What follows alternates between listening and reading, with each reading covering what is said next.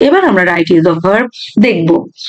Right use of verb মানে হলো ভার্বের সঠিক ব্যবহার। এই যে মিট শব্দটি, এটি হলো একটি ভার্ব। তাহলে আমাদের প্রথম প্রশ্নটি হলো নাইস টু মিট ইউ। এখানে মিট শব্দটিকে চেঞ্জ করে খালি করে লিখতে হবে। তবে কি পরিবর্তনটি আমরা আনবো? অনেক ক্ষেত্রে আইএনজি যুক্ত করতে হয়, অনেক ক্ষেত্রে ইডি যুক্ত করতে হয়, অনেক ক্ষেত্রে ভার্বের পাস্ট ফর্ম অর্থাৎ অতীতকাল কিংবা বর্তমানকাল বসাতে হয়।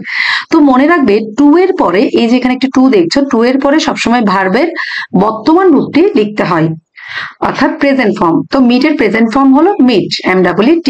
এজন্য কোনো পরিবর্তন না করেই আমরা মিট শব্দটি বসিয়ে নিলাম। তাহলে আমরা শিখলাম টু এর পরে সবসময় প্রেজেন্ট ফর্মে বসবে।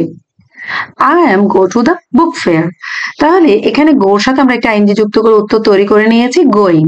তো এখানে আইএনজি যুক্ত করার মানে হলো am, is, are, was, were, এগুলো হলো অক্সিলারি। এই অক্সিলারি গুলোর পরে যে ভার্বটি বসবে, এই গো হলো একটি ভার্ব, সেই ভার্বের সাথে একটি আইএনজি যুক্ত করতে হবে। তাহলে মনে রাখবে am, is, are, was, were এ ধরনের শব্দ থাকলে সেই শব্দটির পরের ভার্বটির সাথে আইএনজি যুক্ত করতে হবে।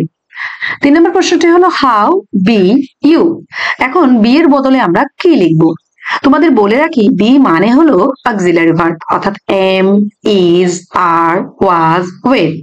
বি এর মানে হলো এই ভার্বগুলো।